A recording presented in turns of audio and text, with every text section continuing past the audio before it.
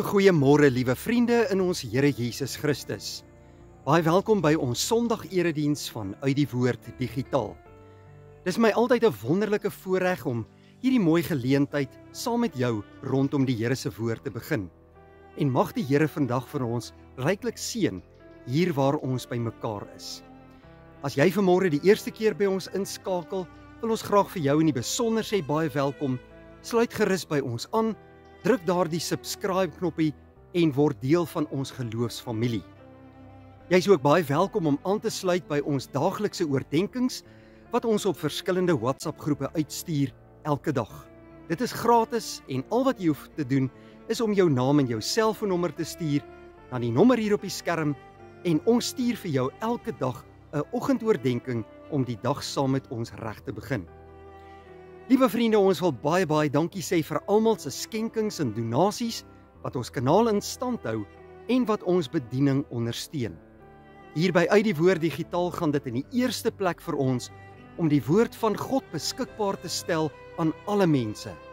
Maar ons doen ook diens van barmhartigheid en ons reik ook uit na bejaardes in bejaardesorg. En jou donasie maak dit vir ons moontlik. Baie dankie daarvoor. Nou kom ons word vanmôre stil voor die Here op hierdie pragtige Sondagmôre en ons vra dat die Here ons harte sal open vir sy woord. Here, baie dankie dat ons vanmôre U naam kan aanroep in gebed. Ons aanbid U as ons Here en ons God en ons Koning. Dankie dat U ons liefhet en dat U U liefde aan ons kom bewys het deur die stuur van U Seun Jesus Christus na hierdie wêreld toe. Dankie Here dat ons vanmôre U woord in die hand kan neem en na U wil vir ons lewe kan luister ook vandag. Maak ons harte oop vanmôre en praat met elkeen van ons deur U woord en gees. In Jesus naam bid ons dit. Amen.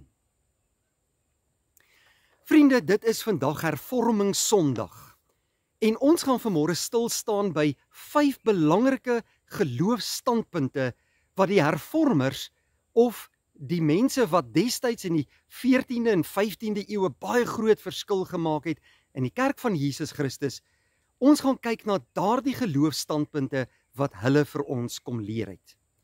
Hervorming beteken om terug te keer na die suiwer woord van God en die beginsels van die waarhede wat ons in die Bybel ontvang. En dit is so belangrik dat ek en jy ook vandag net weer herinner kan word aan daardie belangrike geloofsbesluite wat manne geneem het soos Martin Luther en Johannes Calvin destyds in die 15de eeu. Dit het 'n reuse impak op die kerk van Christus gehad en soveel waarhede het na vore gekom vanuit die hervorming. Nou, destyds was dit algemeen gebruik geweest dat alle mense aan een kerk behoort het, en dit was die Rooms-Katolieke kerk. Maar, daar het baie dwalings oor die loop van baie eeue ingesluip in die kerk van Christus in. Destyds was die Bybel nie algemeen beskikbaar nie. Die Bybels is fisies slegs in kerke toegelaat, en geen gewone mens was toegelaat om die Bybel te lees nie. Hulle het gesê dat mense ongeletterd was. Buitendien was die Bybel ook net in Grieks, Hebreëus en Latyn beskikbaar. En moes mense fisies na die kerk toe kom om te luister hoe 'n prediker in Latyn preek of so nie die Grieks en Hebreëse teks uitlê en dan is dit mondelings aan hulle oorgedra. Daar het baie dwalings ingesluit, byvoorbeeld soos dat jy, as jy jou sonde vergewe wil hê, moet jy eers na die kerk toe kom, jy moet jou sonde aan 'n priester kom bely, en dan sal hy vir jou sê, hoeveel moet jy betaal, sodat jou sonde vergewe kan word. Dit was maar een van talle dwalings destyds in die Rooms-Katolieke kerk. Natuurlik was die woord van God ook nie toeganklik vir alle mense nie, en kon priesters en selfs die paus letterlik enige iets aan mense verkondig en sê, dit is die wil van die Here, en kon mense dit nie self gaan lees in hulle eie taal nie. Maar vandag dank ons die Here vir die voorreg om ook die Bybel in talle tale van die wêreld beskikbaar te hê, ja, ook in Afrikaans. Nou destyds het die Rooms-Katolieke Kerk gesê dat mense nie die eie Bybel in die hand kon neem nie.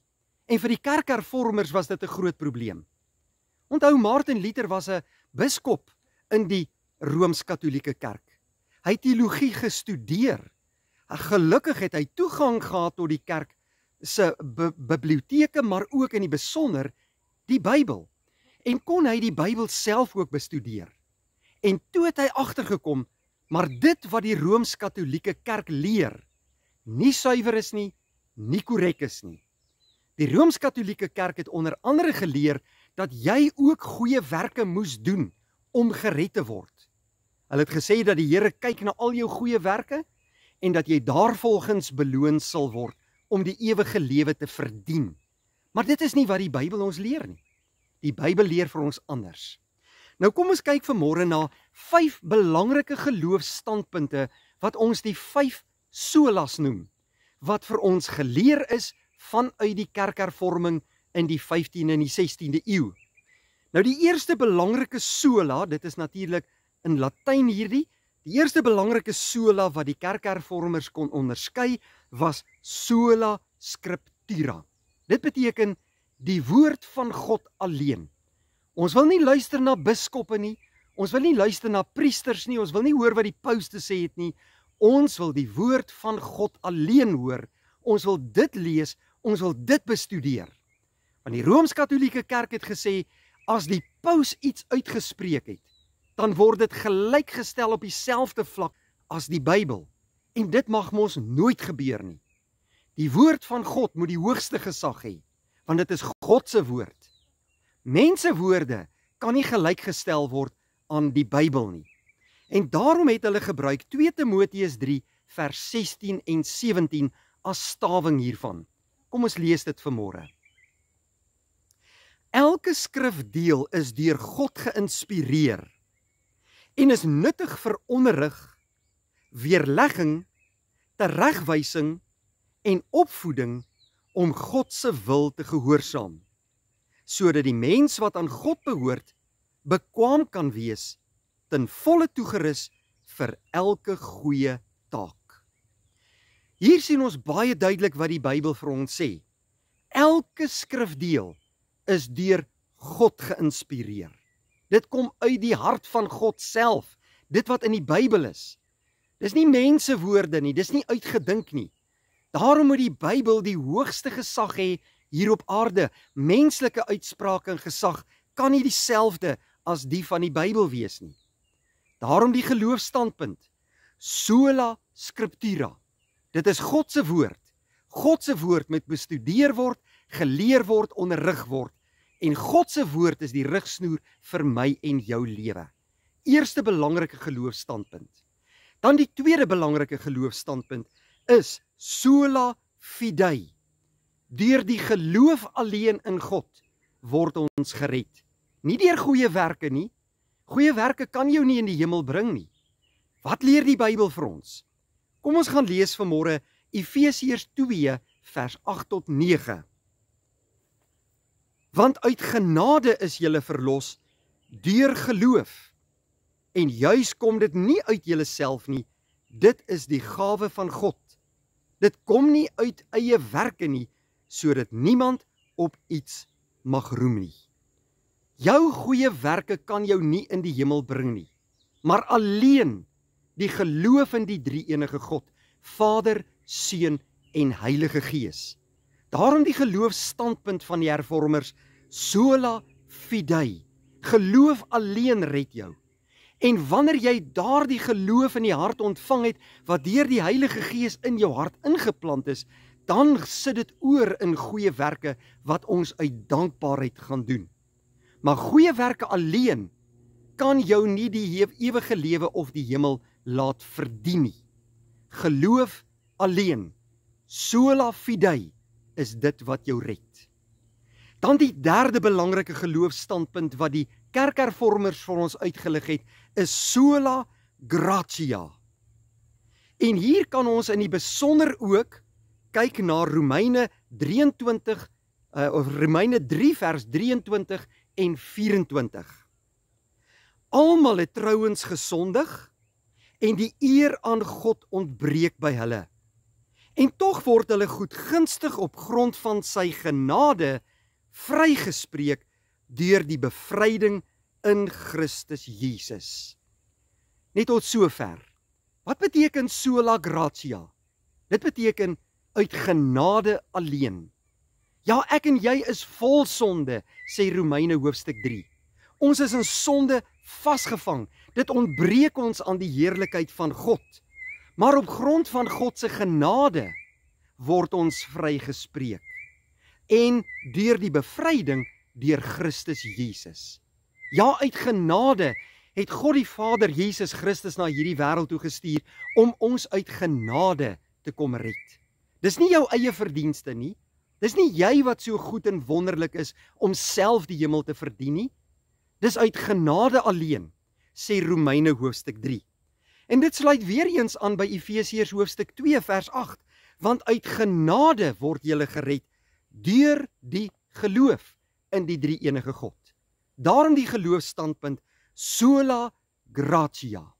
'n Belangrike een wat ek en jy nie moet vergeet nie. Dan die derde geloofsstandpunt wat die kerkhervormers ons kom leer het, is sola Christi. Dit sien ons in Romeine 5 vers 1. Deur Christus alleen kan ons gered word. Nie deur die doop nie, nie deur die nagmaal nie, nie deur jou goeie werke nie, nie deur jouself nie, maar Christus alleen. Romeine 5 vers 1 sê, omdat ons dan nou op grond van geloof geregverdig is, het ons vrede by God deur ons Here Jesus Christus. Christus alleen wat gesterf het aan die kruis, kan my en jou sonde vir ons kom vergewe. Deur sy wonderlike soenverdienste wat hy vir ons aan die kruis behaal het, kan daar versoening wees tussen ons en God. Ons word dan op grond van geloof regverdig verklaar en ons het vrede by God deur Christus Jesus ons Here. Christus alleen is die ware verlosser van hierdie wêreld. En deur jou geloof in hom kan jy gered word. Geen ander redding en verlossing kan gevind word by enige iemand anders nie, behalwe by Jesus Christus. Jesus sê self in Johannes 14 vers 6, ek is die weg en die waarheid en die lewe. Niemand kom na die Vader toe, behalwe deur my nie. Daarom sola Christi. Dan die laaste geloofsstandpunt, die 5de ene, is soli Deo gloria, aan God alleen al die eer. Ek lewe nie ter wille van myself nie, ek lewe nie ter wille van my eie goeie naam nie, ek lewe nie om deur mense raak gesien te word nie, maar ek lewe vir God. Alles wat ek doen, doen ek vir God. Of ek slaap en of ek opstaan en of ek werk en of ek sing, ek lewe vir God. Soli Deo gloria. Romeine 11 vers 34 tot 36. Want wie het die gedagte van die Here geken? Of wie het as sy raadsman opgetree? Of wie het eers gawes aan hom gegee? Vir wie hy dit sou moes vergoed?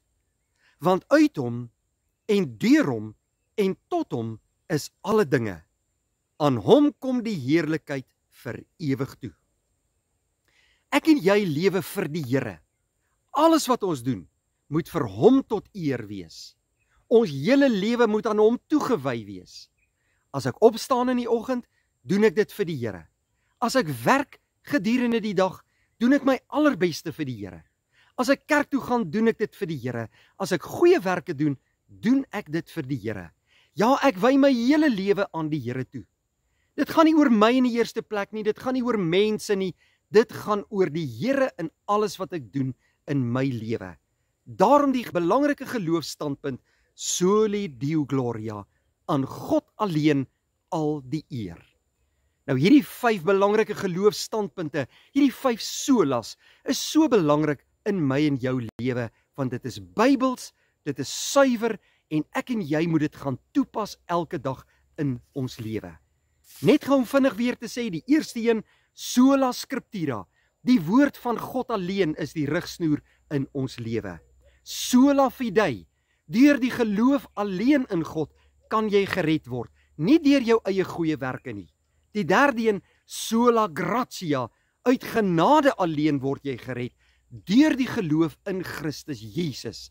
Sola Christi, Christus alleen is die verlosser van die wêreld en van my en jou lewe, en hy moet deel van ons lewe wees. Ons geloof moet in hom, Jesus Christus, gevestig wees. En dan die laaste een, soli Deo gloria, aan God alleen al die eer in my lewe. En ek en jy kan alles in hierdie lewe vir God alleen doen. Nou wanneer ons op hierdie hervormingssondag terugdink aan die kosbare werk wat kerkhervormers gedoen het oor die eeue, bring ons vandag aan die Here die eer dat hy manne soos hierdie in sy kerk gevestig het om aan ons die suiwer waarhede van God se woord uit te lig. Kom ons gaan lewe dit vandag uit tot God se eer. Kom ons gaan doen wat die Here van ons vra. Kom ons pas dit toe in ons lewe en laat alles wat ons doen tot eer en verheerliking van God wees. Kom ons bid saam. Vader, baie dankie dat ons vanmôre hierdie kosbare waarhede kon hoor vanuit u woord. Dankie dat u ons Vader is wat ons baie liefhet, wat die geloof in ons harte kom inplant het, wat Jesus Christus vir ons gestuur het na hierdie wêreld toe en uit genade ons kom red het. Dankie Here dat ons vandag aan u die eer kan bring en elke dag vir u tot eer wil lewe. Werk in ons harte deur die Heilige Gees, lei, behoed en bewaar ons, bou ons op in die geloof en help ons Here dat ons lewens u altyd sal verheerlik. Dankie vir u woord wat kosbaar is. Ons neem dit vandag aan met gelowige harte en ons wil vir u tot eer gaan lewe. In Jesus Christus se naam bid ons dit. Amen. Vriende, dankie dat u vanmôre ingeskakel het hier by ons. Mag die Here vir u seën en as die Here wil, sien ons mekaar weer by 'n volgende geleentheid. Vrede vir jou.